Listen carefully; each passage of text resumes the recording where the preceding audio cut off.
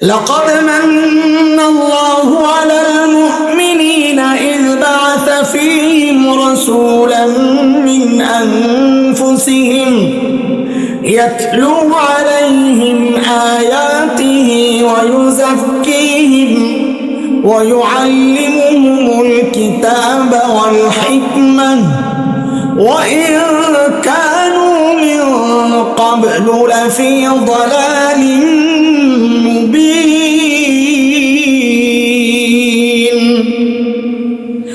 আল্লাহ বলেন, বান্দা, আমি যে তোমাদেরকে আমার শ্রেষ্ঠ রসুলকে রসুল বানাইয়া দিছি, এটা তোমাদের জন্য আমার পক্ষ থেকে আরেকটা বড় নিয়ামত। কাজী আখরি পয়গম্বর সাল্লাল্লাহু আলাইহি ওয়াসাল্লামকে রসুল হিসেবে পাওয়া, এটা আল্লাহর পক্ষ থেকে আমাদের জন্য একটা বড় নিয়ামত। আলহামদুলিল্লাহ, বলেন আলহামদুলিল্লাহ। আখরি পয়গম্বরের উম্মত হয়ে খুশি কি খুশি না? আরে খুশি না, খুশি না? আমাদের নবীকে চিনেন? চিনেন আপনারা? কথা বলেন, কথা বলেন। নবী চিনেন? চিনেন না? আপনারা তো বলতেছেন চিনেন। ওই রাস্তায় যারা বয়ান শুনে না, এমনি ঘুরতেছে, এখনো যদি জিজ্ঞেস করি, তোমার নবী চিনো? চিনি।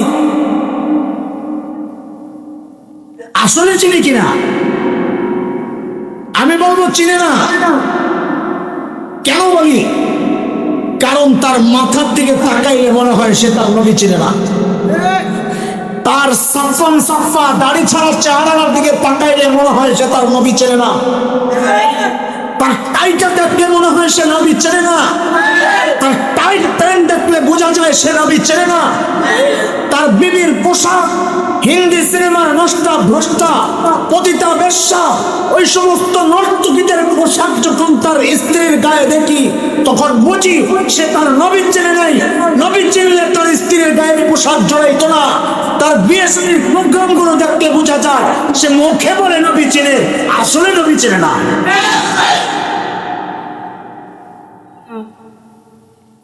মির্জানগর মাদ্রাসা আছে একটা, রায়পুরা, কি নরসিংদী। ওখানের এক বড় আল্লাহওয়ালা বুজুর্গ ছিলেন, নরসিংদীর মুরব্বী হযরতুল্লাহ আল্লাহ হাফেজ হাফিজুল্লাহ রাহিমাহুল্লাহ তাআলা। হযরতের এক ছোট ভাই, নাম হচ্ছে হাফেজ মাওলানা নুরুল্লাহ সাহেব, বাংলাদেশের শ্রেষ্ঠ হাফেজদের একজন। ছোটবেলায় আমরা ফরিদাবাদ মাদ্রাসায় পড়ি, ঢাকায়, উনি বড় সিনিয়র। আন্তর্জাতিক যে হেফজুল কোরআন প্রতিযোগিতাগুলো হয়, যে এখন বাচ্চারা আমাদের ভালো করে, এটা তখনও ছিল। ইসলামিক ফাউন্ডেশন বাছাই প্রতিযোগিতা হয়, ইসলামিক ফাউন্ডেশনে হাফেজ নুরুল্লাহ ভাই সবসময় ফার্স্ট হইতেন বাছাইয়ে, কিন্তু ওনারে পাঠাইতেন না বিচারকরা। কারণ কি? ওনার একটু শারীরিক সমস্যা ছিল, উনি কাঁদতেন। আন্তর্জাতিক প্রতিযোগিতায় বাংলাদেশি প্রতিযোগী যায় যদি কাঁদে, বদনাম হবে, পুরস্কার পাবে না। এই জন্য ওনারে পাঠাইতেন না, 2 নম্বর যে হতো আর পাঠাইতেন। তো খতিব ওবায়দুল হক রহমতুল্লাহ আলাইহি তখন জীবিত ছিলেন, বিচারক। মাওলানা নুরুল্লাহ ভাই যখন গেছেন প্রতিযোগিতা দিতে, তো খতিব ওবায়দুল হক সাহেব জিজ্ঞেস করতেছেন রাহিমাহুল্লাহ, হযরত জিজ্ঞেস করতেছেন, নুরুল্লাহ, আগের মতো কাঁপনি তুমি? আগের মতো কাঁপাকাঁপি কমছে? তো শুনছি আমরা। নুরুল্লাহ ভাই বলে জবাব দিয়েছেন এমনি, আমার দিকে সবাই লক্ষ্য করেন, আমার হাতের দিকে লক্ষ্য করেন। নুরুল্লাহ ভাই জবাব দিচ্ছেন, হুজুর আগের মতো কাঁপি না। হাতের দিকে দেখছেন নি? হুজুর আগের মতো, কথা কয় না।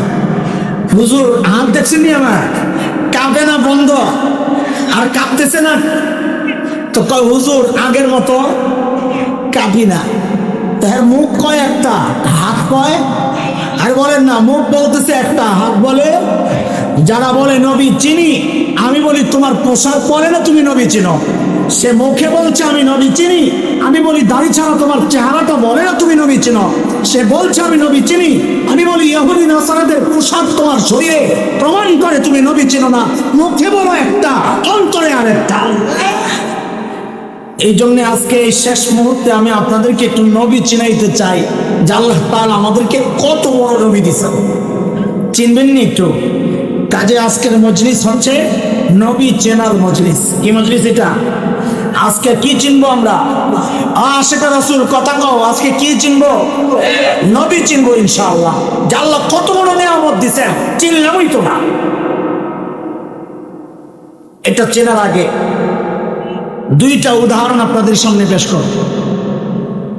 দেখেন, আমি আবারও বলি কথাগুলো, এক একজনের বয়ানের একটা ধরন থাকে। এত রাত পর্যন্ত যারা বসে আছেন, কিছু আশা করেই তো বসছেন, তো আমার থেকে কিছু পাইতে হইলে একটু বুঝে নেন আগে আমার ধরনটা। এক একজনের একটা ধরন থাকে বয়ানের।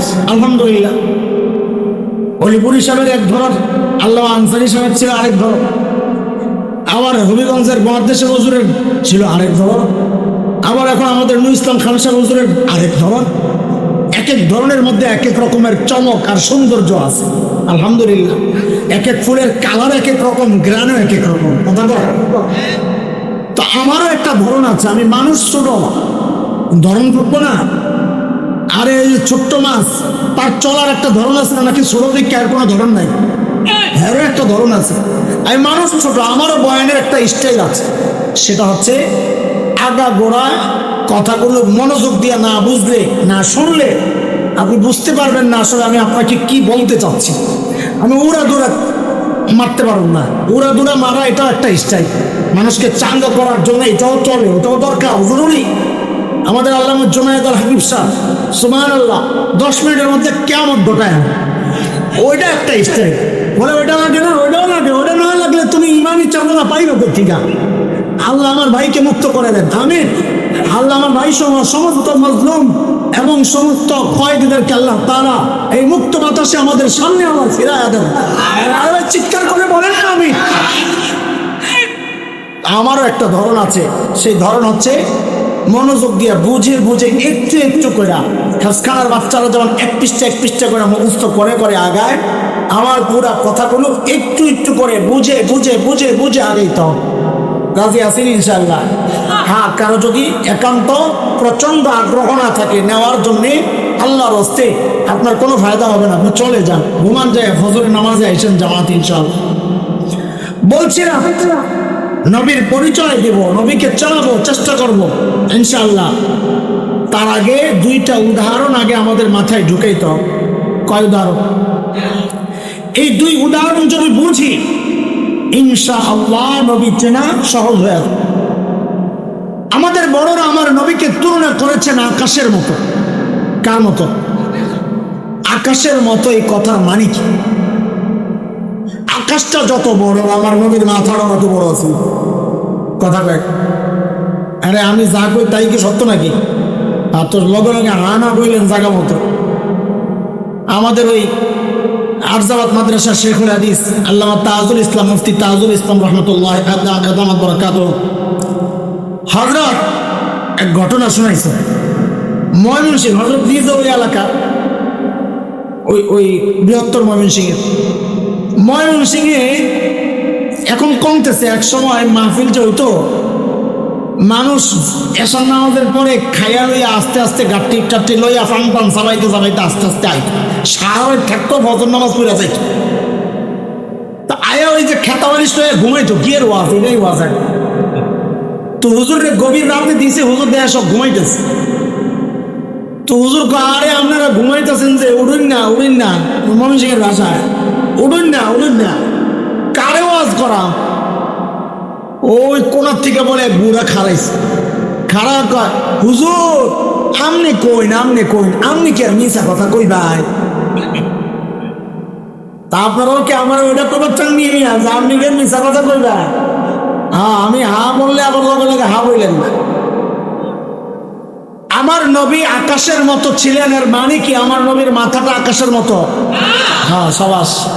তো মানে কি? বুঝেন, বুঝার জিনিস।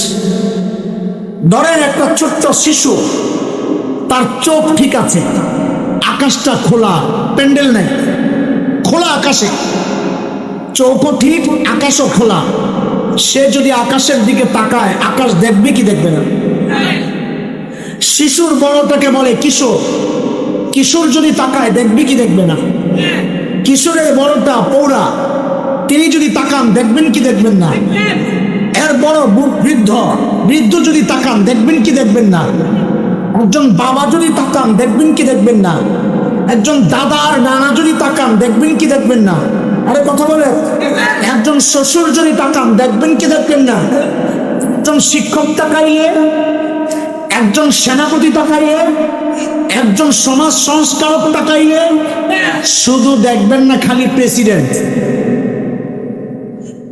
দেখবেন। শর্ত আছে, চোখ ঠিক থাকতে হবে, চোখ খোলা থাকতে হবে, পর্দা সরানো থাকতে হবে। কথা ঠিক? আমার নবী আকাশের মতো এই কথাটার মানে